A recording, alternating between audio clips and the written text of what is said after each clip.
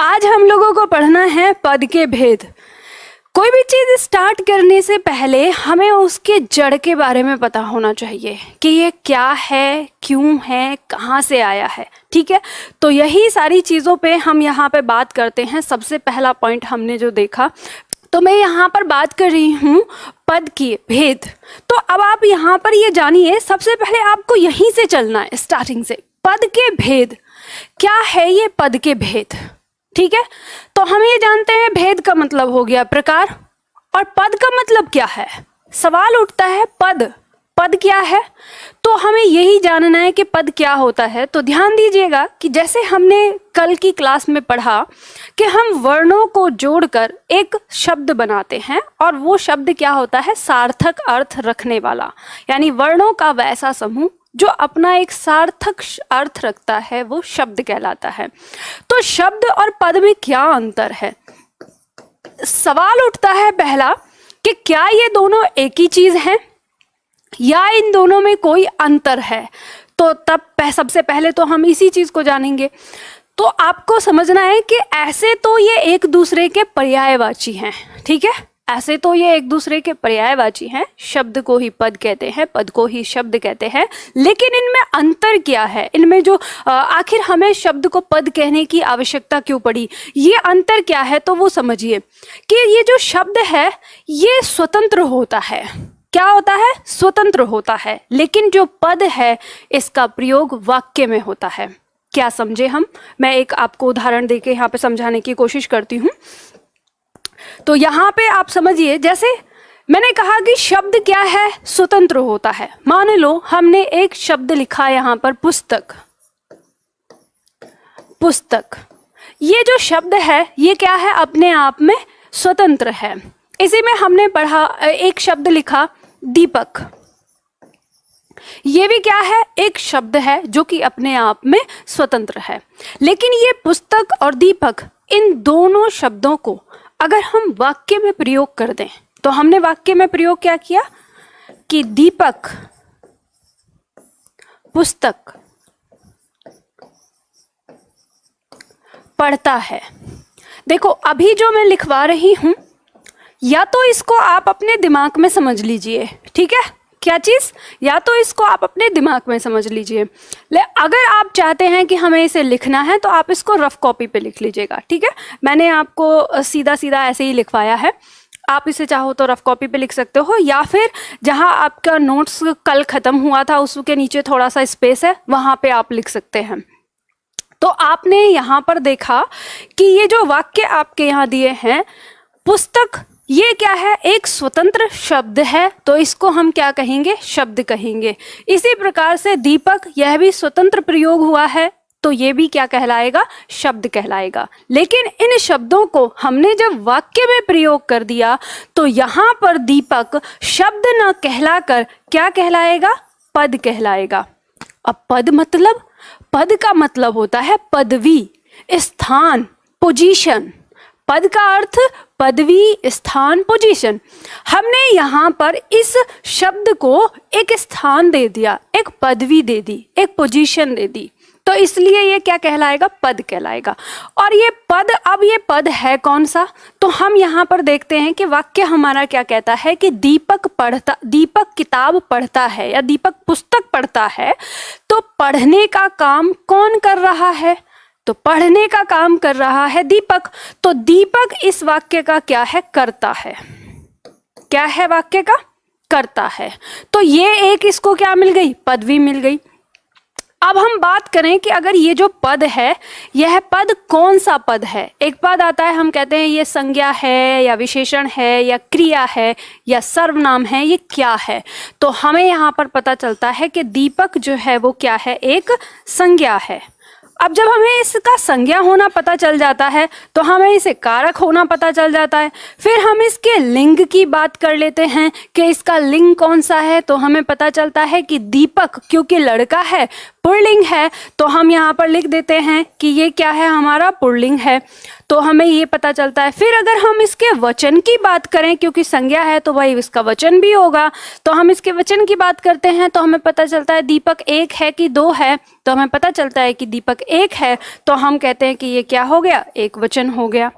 तो अब यहाँ पर देखो, इसको कितनी सारी पदवी मिल गई, इसको पदवी मिल गई। एक तो ये क्या है, संज्ञा है, दूसरा ये क्या है, वाक्य का कर्ता है, फिर तीसरा यह पुल्लिंग है, वचन कौन सा है, एक वचन है। तो इस तरह से ये क्या दिए गए, इसको नाम दिए गए, इसको स्थान दिए गए, इसको पदवी दी गई। तो इसी वजह से हम इस शब्द को वाक्य में शब्द ना कहकर क्या कहते हैं, पद कहते हैं। तो ये वाली बात आपको समझ में आ गई। तो आपको अब यही बात समझनी है कि अब जो हम यहाँ पर पद के भेद करने वाले हैं, इस पद के भेद का मतलब ही ये है कि हम इनको वाक्य के अंदर पढ़ने वाले हैं, कि जब हम इनको वाक्य के अंदर पढ़ते हैं तो इनके क्या क्या भेद हैं, मतलब इन शब्दों को हम क्या क्या पदवी दे सकते हैं, कौन कैसा होता है, किसकी प्रकृति कैसी होती है, किसके कितने भेद होते हैं, ये सारी चीज़ें हमको यहाँ पर पढ़नी है। तो ये वाली बात आपको समझ में आई कि पद हमारा क्या है क्या नहीं है, ठीक है।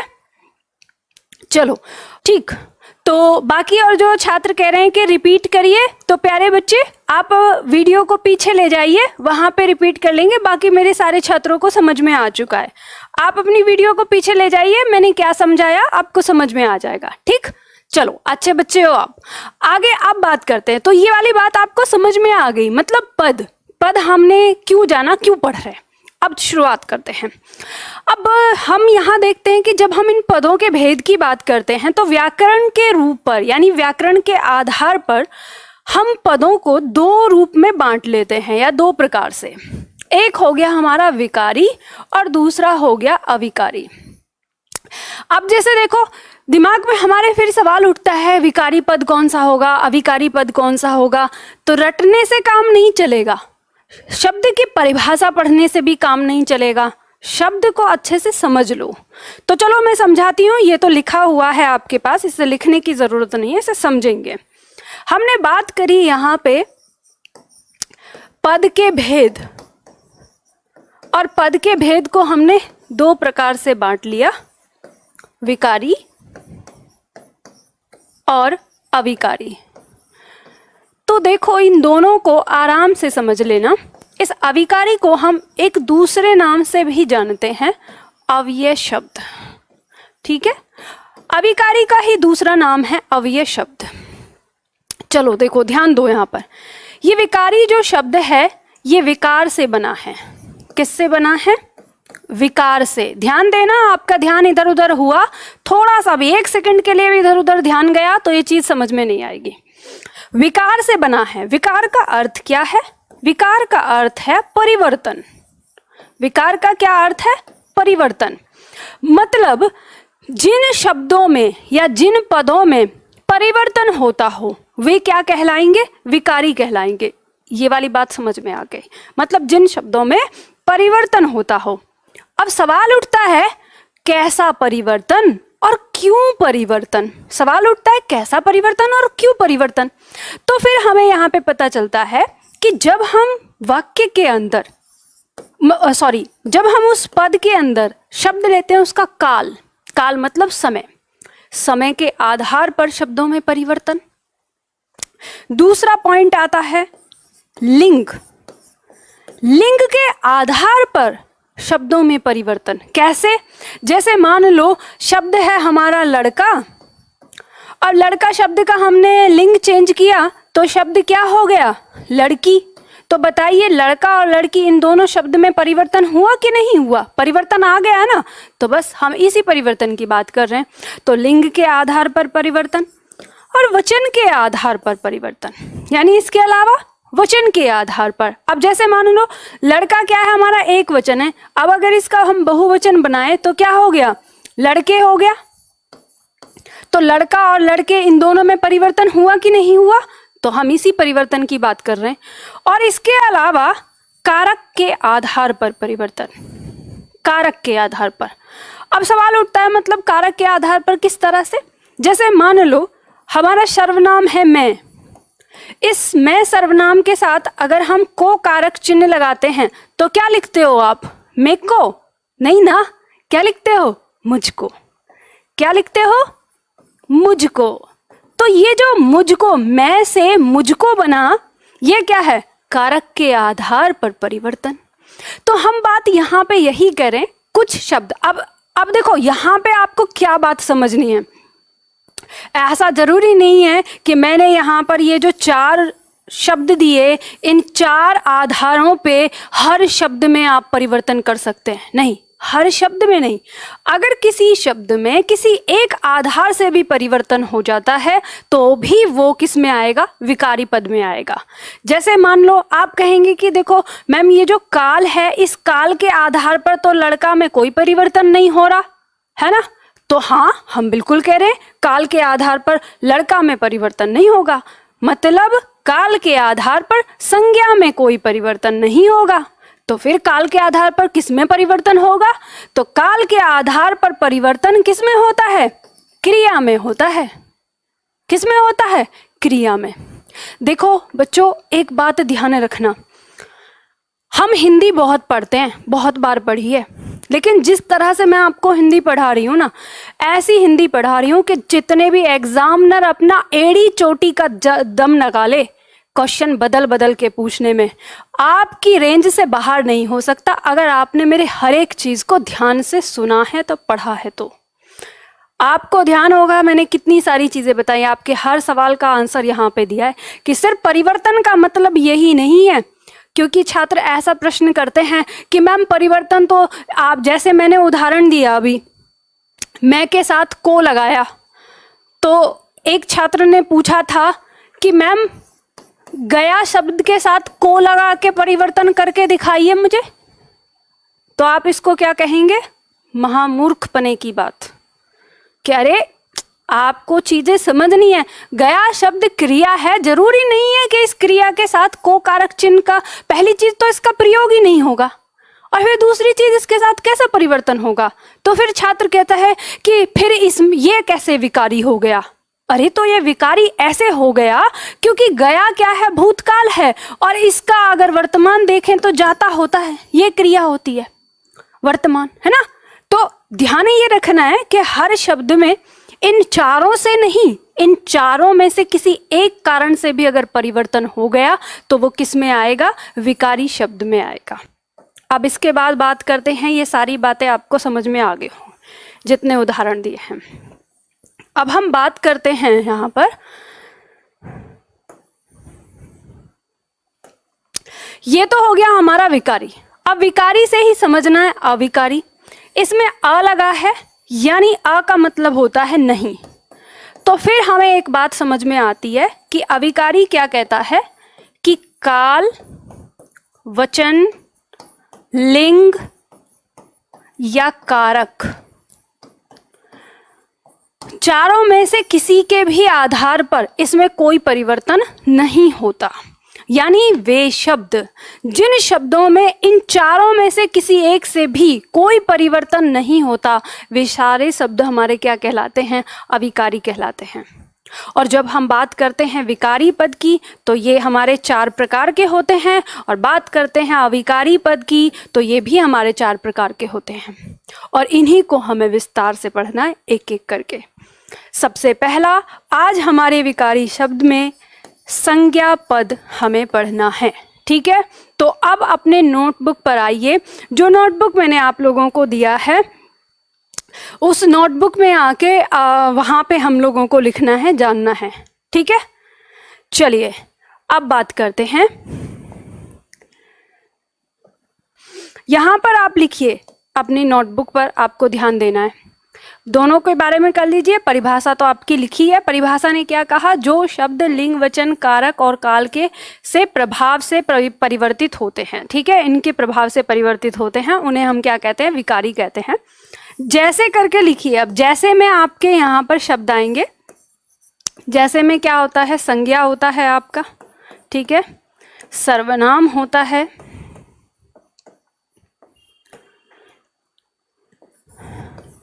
विशेषण होता है,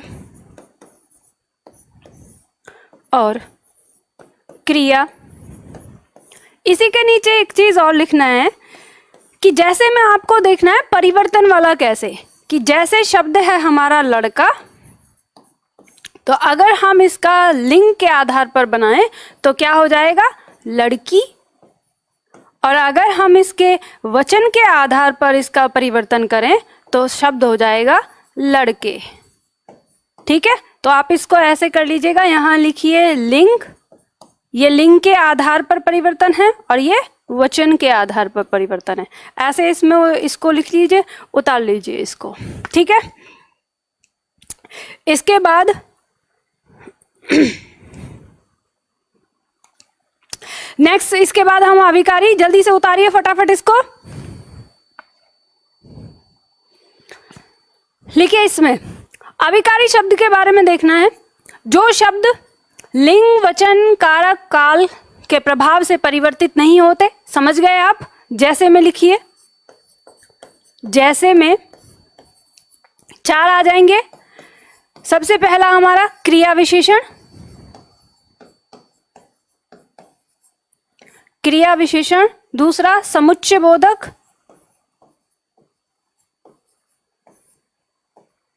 समुच्चय बोधक। तीसरा संबंध बोधक,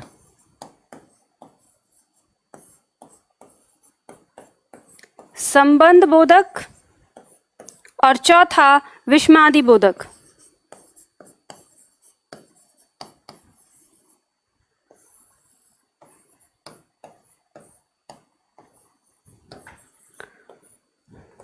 ठीक है, यहाँ पे आप उतार सकते हैं इसमें उदाहरण के तौर पर, जैसे हम लिखते हैं इधर,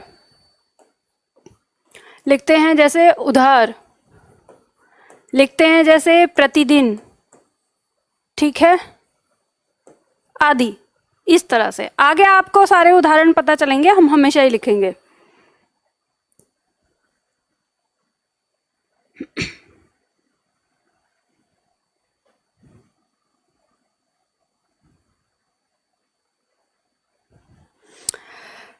मैडम बोधक क्या होता है?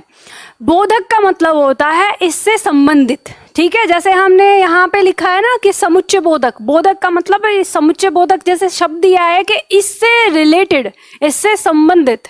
ठीक है, हम जब किसी चीज को बहुत ज्यादा जगह में फैली हुई है, उस चीज को एक जगह करके जब हम किसी चीज को लिखते हैं तो वहां पे हम बोधक शब्द का प्रयोग करते हैं, इससे संबंधित। ठीक है, ऐसे आएगा। जैसे मान लो हमने ये शब्द लिखा है कि संबंध बोधक, मतलब वे, अब इसकी परिभाषा आती है इसी आधार पे आ जाती है, जो शब्द आपस में एक दूसरे का संबंध बताते हैं, मतलब संबंध जताने वाले। तो आपको एक शब्द में समझना है से संबंधित।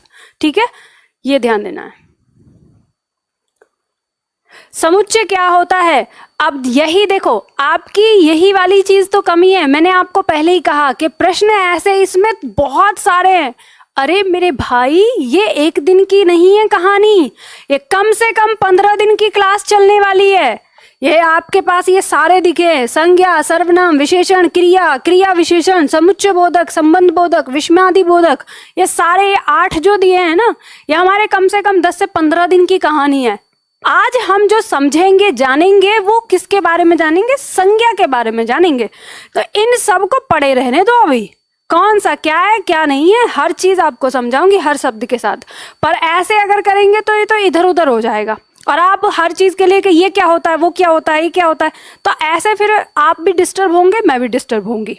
तो आप जितना, जैसे मैंने पहले ही कहा कि जैसे जैसे टॉपिक पढ़ाती जा रही हूँ, मेरे अकॉर्डिंग चलो, सारी चीजें सीख जाओगे।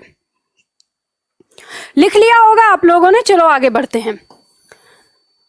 अब बात करते हैं, हमने विकारी शब्द चुना, विकारी शब्द में हमने संज्ञा चुना।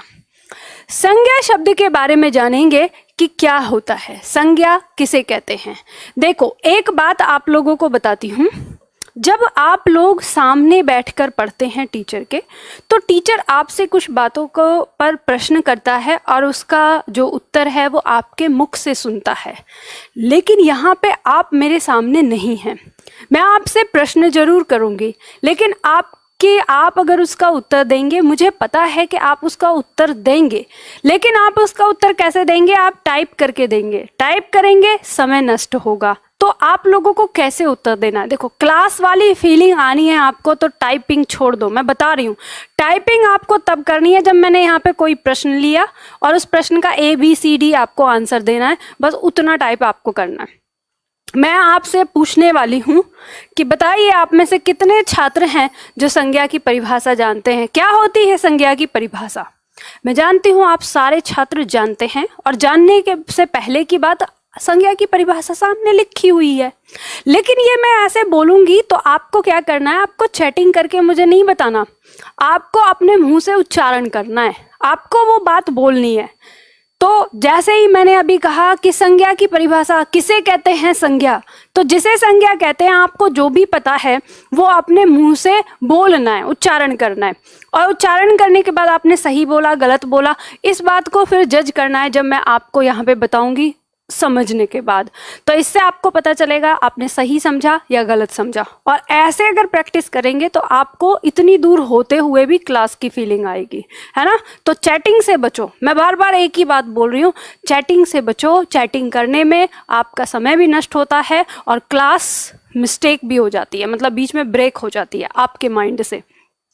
तो संज्ञा के बारे में जाने तो संज्ञा होता क्या है। तो संज्ञा अर्थात नाम, हम ये कह सकते हैं जब हम किसी भी वस्तु को, किसी भी व्यक्ति को, किसी भी भाव को हम कोई एक नाम दे देते हैं कि इस स्थिति को, इस वस्तु को, इस व्यक्ति को, इस स्थान को हम इस नाम से जानेंगे, वो नाम ही क्या कहलाता है, संज्ञा कहलाता है। अंतर की बात समझ लो, यानी नाम ही क्या कहलाता है, संज्ञा कहलाता है। किसी भी चीज का नाम संज्ञा कहलाता है। परिभाषा क्या कहती है, संज्ञा उस विकारी शब्द को कहा जाता है जिसके द्वारा किसी व्यक्ति, वस्तु, भाव, जीव और स्थान के नाम का बोध होता है। बोध का मतलब है समझ में आना। बोध का मतलब क्या होता है, समझ में आना। ठीक है, इसमें आप जैसे में लिख सकते हो। अब जहां पे हम लिख रहे हैं अपना पेन चला लेना। जैसे में हमने लिखा मोहन, तो मोहन जब हमने लिखा तो मोहन क्या है, एक व्यक्ति का नाम है। हमने लिखा दिल्ली, दिल्ली क्या है, एक स्थान, एक जगह का नाम है। हमने लिखा पुस्तक, पुस्तक क्या है, एक वस्तु का नाम है। ठीक है, आदि। तो इस तरह से हमने इनको क्या कहा, संज्ञा में हमने इनको रख लिया कि ये सब क्या है। अब मान लो एक शब्द और आ गया भाव, तो हम कह सकते हैं जैसे हमने लिखा क्रोध।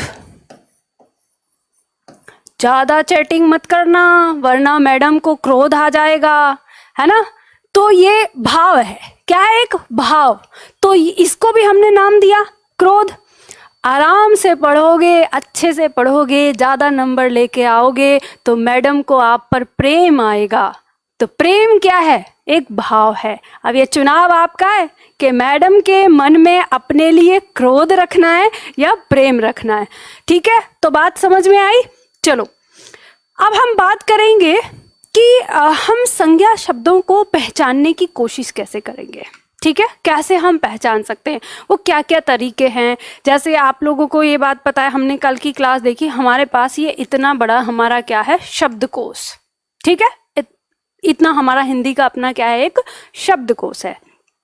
इसमें कुछ शब्द सर्वनाम हैं, कुछ शब्द संज्ञा हैं, कुछ शब्द विशेषण हैं, कुछ क्रिया विशेषण हैं, कुछ अवयव शब्द हैं, है ना।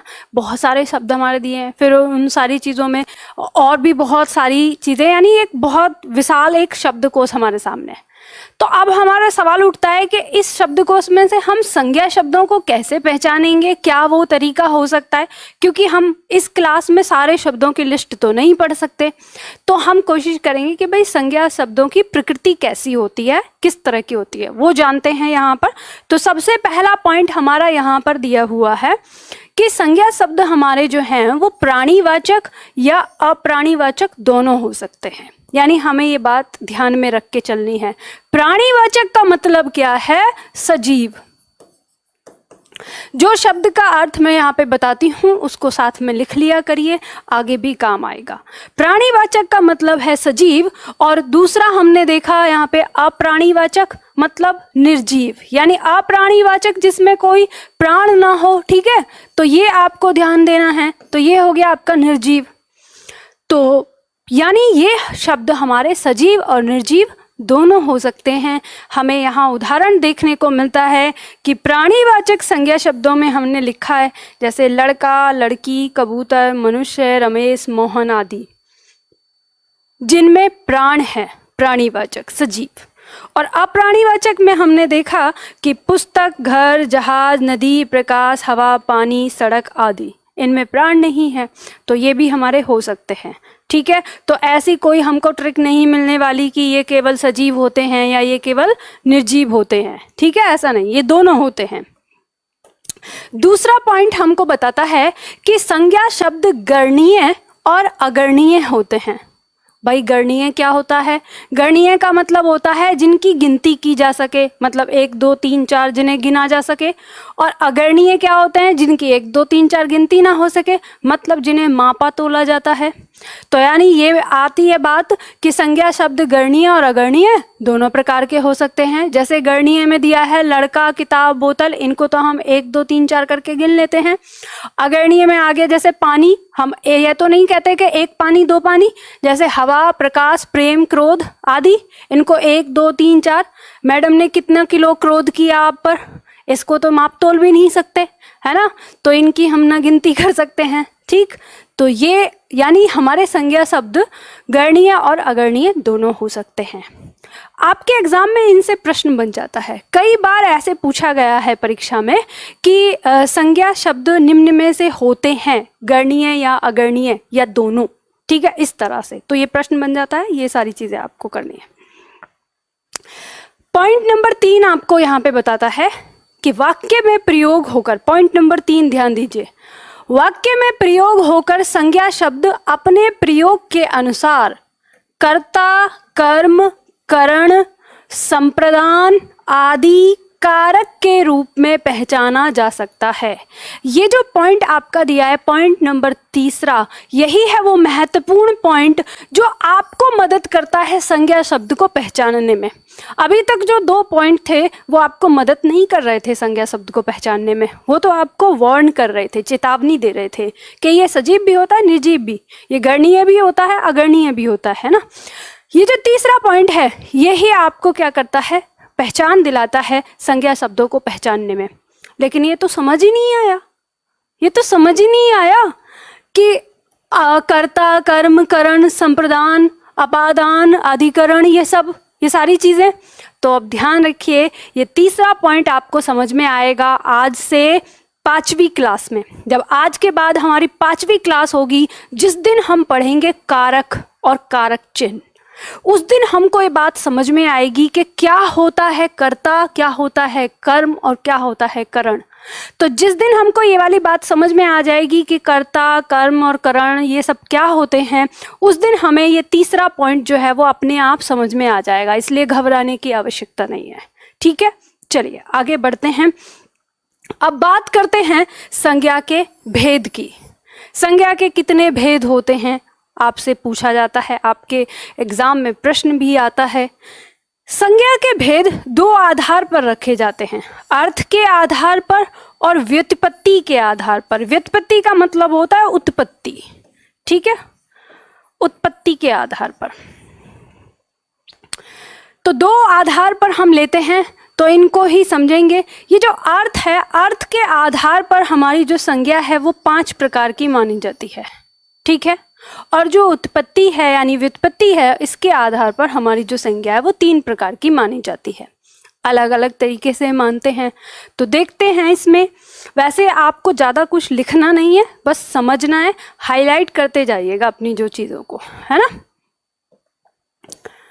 यहाँ पे हम बात करेंगे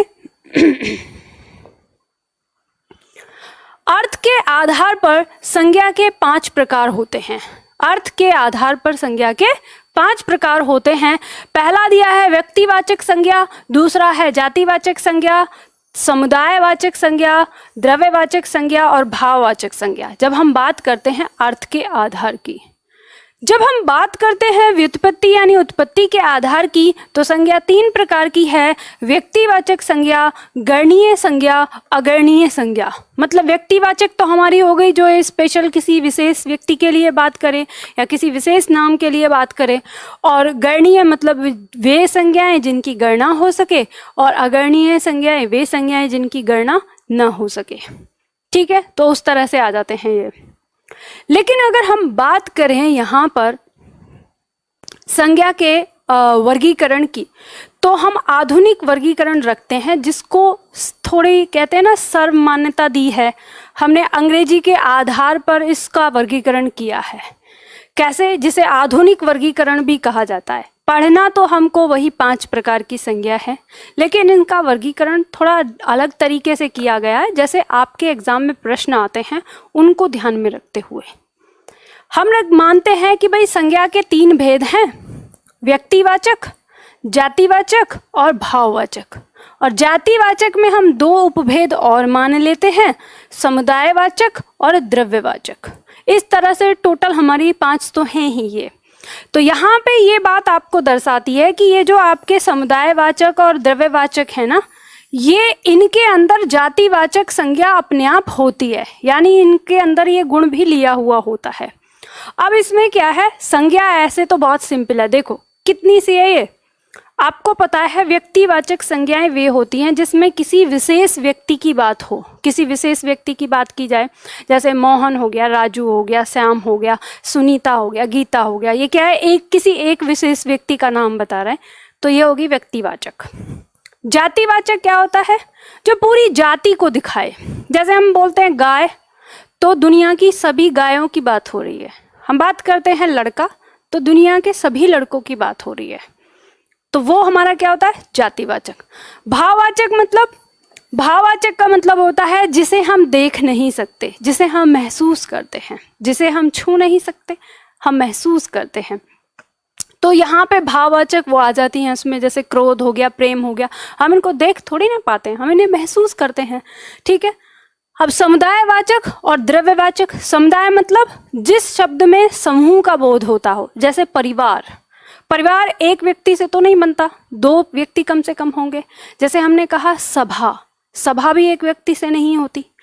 द्रव्यवाचक में आ जाएगा जिनको हम विज्ञान में ठोस, द्रव, गैस, इन चीजों को पढ़ते हैं, वो द्रव्यवाचक में आ जाते हैं। जैसे मान लो हम ऑक्सीजन की बात कर रहे हैं, तो वो हमारे द्रव्यवाचक में आ जाएगी। जैसे पानी है, द्रव है, तो वो हमारा द्रव्यवाचक में आ जाएगा। जैसे लोहा है, वो क्या है, धातु है, तो हम इसको द्रव्यवाचक में रखेंगे।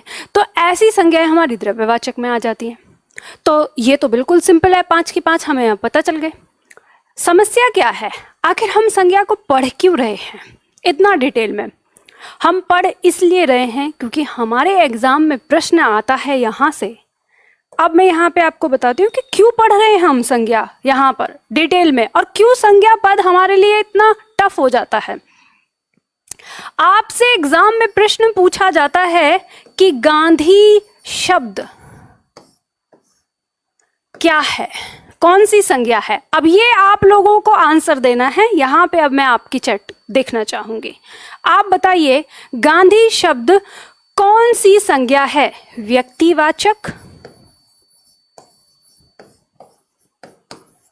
व्यक्तिवाचक या जातिवाचक? ये प्रश्न इतनी बार मुझसे छात्र पूछते हैं डाउट में कि गांधी को किस में रखा जाए, और YouTube पर भी काफी सारे छात्रों ने इस बारे में पूछा हुआ है। A, B, यानी आपने दोनों, मतलब आप सभी ने दोनों की तरफ फोकस किया है। मुझे एक बात बताइए, मैंने यहाँ पे आपसे पूछा है गांधी, गांधी शब्द में कौन सी संज्ञा है, मैंने सिर्फ ये पूछा है।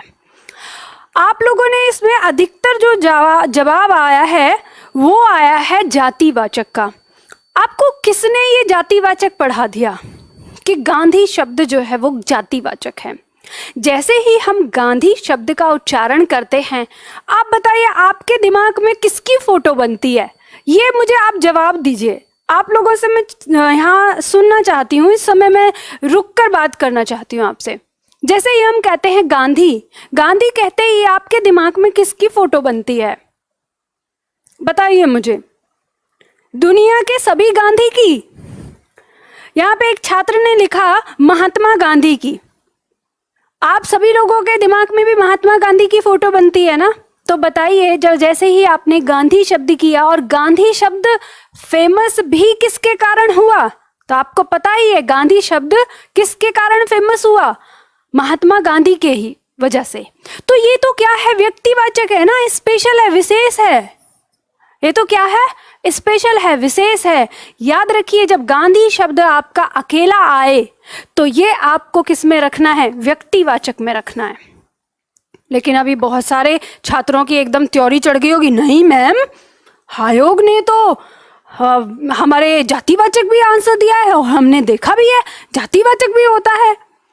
तो अब मैं बताती हूँ, आपके प्रश्न की प्रकृति पर निर्भर करता है कि इन दोनों में आपका आंसर क्या होगा।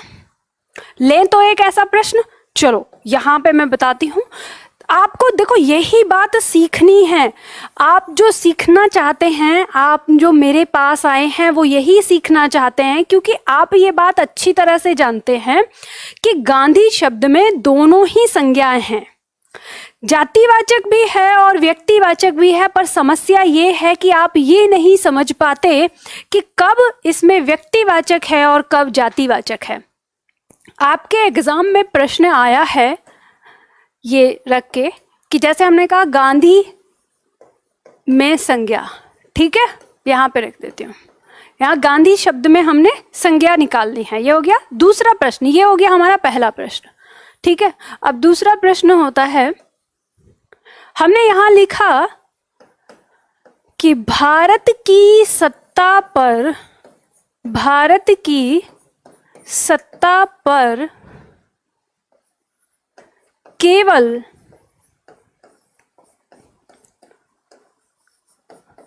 गांधी परिवार का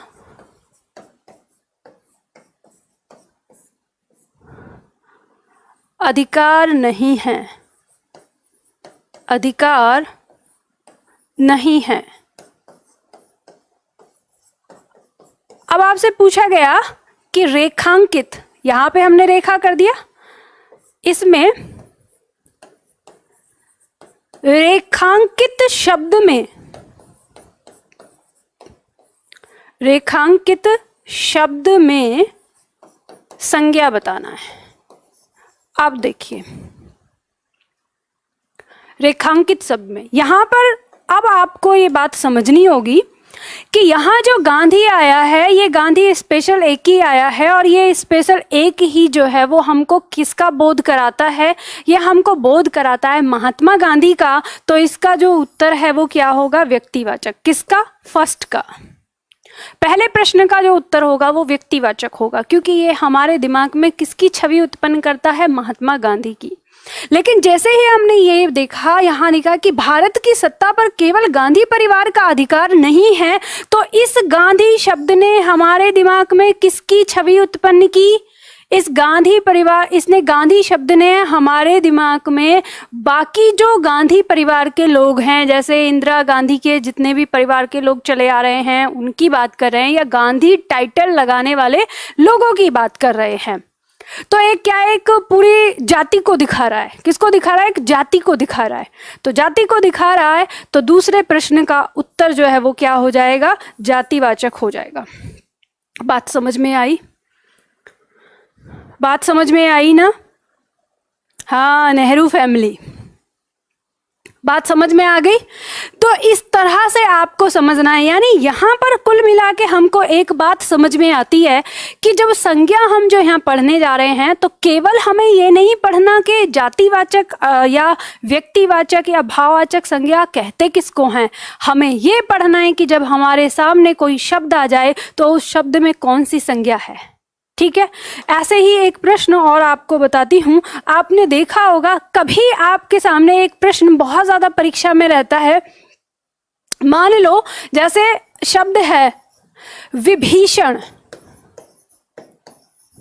विभीषण शब्द आपने कई बार सुना होगा। एक शब्द सुना होगा आपने जयचंद।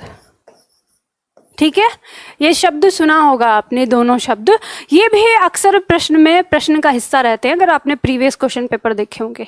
आपसे पूछा जाता है कि व्यक्तिवाचक संज्ञा है कि जातिवाचक, है ना, व्यक्तिवाचक है या जातिवाचक, ये बहुत ज्यादा प्रश्न रहते हैं। देखो आज ही सीख जाओगे, सारी चीज समझ जाओगे। तो जैसे ही अब आपको समझना क्या है कि जब ये केवल और केवल यही शब्द दिए हैं, तो ये जब ये केवल यही शब्द है तो ये हैं अपने क्या, व्यक्तिवाचक। क्योंकि जैसे ही हम विभीषण शब्द नाम लेंगे हमें रावण का भाई नजर आएगा, और वो क्या था, एक स्पेशल था, विशेष था। जब हम जयचंद की बात करते हैं तो हमें वही धोखेबाज देशद्रोही याद आता है, वो एक ही था, तो व्यक्तिवाचक आएगा। लेकिन जब हम इसका दूसरा वाक्य जब बना देते हैं कि आज भी हर घर में विभीषण मिल जाता है, तो बताइए कि जब आप इस तरह से पढ़ते हैं ये वाक्य होगा और इसमें ये विभीषण शब्द आ गया, तो बताइए इसमें ये क्या होगा। आज भी हर घर में विभीषण मिल जाता है, तो क्या हर घर में रावण का भाई बैठा हुआ है? नहीं ना, रावण के भाई जैसे और लोग। तो यानी किसको दिखा रहा है, जाति को दिखा रहा है। तो जब ऐसे कभी आएगा तो आपको उसका भाव समझ के ही उसका आंसर देना होगा, और इस तरह के वाक्य का आंसर क्या होगा, जातिवाचक। समझ गए आप लोग, आई बात समझ में? बिल्कुल सही बात कि क्वेश्चन के ऊपर निर्भर करता है कि आप उसको किस आंसर में रखेंगे।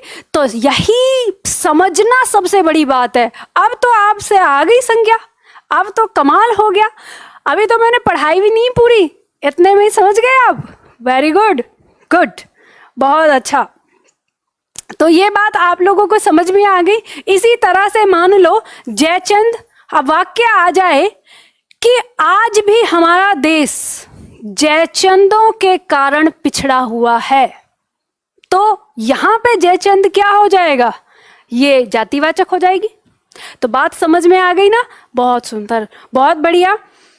चलिए, तो ये बात आप लोगों को समझ में आई।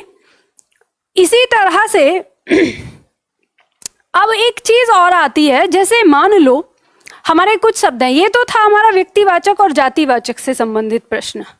कई बार एक शब्द है हमारा परिवार, ठीक है। अब मैं आपको बता देती हूँ, जैसे परिवार शब्द है ये समूहवाचक संज्ञा है। अभी हम जैसे पढ़ेंगे, अभी पढ़ा नहीं, मैं पहले ही ये चीज उठाई है। ये पहले चीज इसलिए उठाई है क्योंकि आप लोगों के अंदर बेचैनी ज्यादा रहती है क्वेश्चन की। अगर मैं आपसे पूछूं कि परिवार शब्द में, आपको यहाँ ऑप्शन दे दिया, कौन सी संज्ञा है, व्यक्तिवाचक है, बी ऑप्शन में। अच्छा, यहाँ पे ना मैं दो प्रकार के ऑप्शन बनाती हूँ, आप मुझे बताइएगा। दो प्रकार के ऑप्शन बता रही हूँ आपको, परिवार में ना संज्ञा बतानी है, ठीक है। और मैंने एक यहाँ पे बता दिया है कि परिवार शब्द समूहवाचक संज्ञा है। इसमें क्या है, समूहवाचक संज्ञा, क्योंकि परिवार शब्द के पीछे हमें समूह का होना दिखाई देता है, तो वो हमारी क्या होती है, समूहवाचक संज्ञा होती है। लेकिन मैं यहाँ पर देखो बताने के बाद और तब मैं आपको फिर से विकल्प दे रही हूँ, बस आपको आंसर बताना है मुझे। ऐसे तो मुझे पता है कि आंसर समूहवाचक ही लगेगा, पर मैं यहाँ लिख रही हूँ, पर फिर भी इसमें ट्विस्ट है, वो आपको ध्यान देना है। जैसे शब्द आ गया यहाँ पे हमारा, ए ऑप्शन में हमने लिख दिया व्यक्तिवाचक, ठीक है। बी ऑप्शन में लिखा हमने समूहवाचक। समूहवाचक को समुदायवाचक भी कह देते, दोनों का मतलब एक ही होता है, ठीक। सी में लिख दिया हमने जातिवाचक। डी में हमने लिखा भाववाचक, ठीक। इसी तरह से हमारा ए आंसर है, इसमें भी हम लिख रहे हैं व्यक्तिवाचक। बी में लिख रहे हैं हम जातिवाचक। सी में लिख रहे हैं द्रव्यवाचक। और डी में लिख रहे हैं हम भाववाचक। अभी मैंने सिर्फ ये शब्द दिया है। आंसर बताइए, एक पहला प्रश्न और एक ये दूसरा प्रश्न, इसमें आपको बताना है उत्तर। देखो थोड़ा सा, इसलिए आगे चीज़ें पढ़ाने से पहले यहीं पे आपका दिमाग में क्लियर करना चाहती हूँ इन चीज़ों को। यहाँ पे हमने देखा कि परिवार शब्द जो है उसमें हमें संज्ञा निर्धारित करनी है, सिर्फ सिंगल ही दिया है, व्यक्तिवाचक, समूहवाचक, जातिवाचक, भाववाचक। तो आप यहाँ देखते हैं कि समूहवाचक हमारा दिया है, यानी ए ऑप्शन जो है उसमें हमारा आंसर जो है वो क्या आ जाएगा, समूहवाचक आ जाएगा परिवार शब्द में।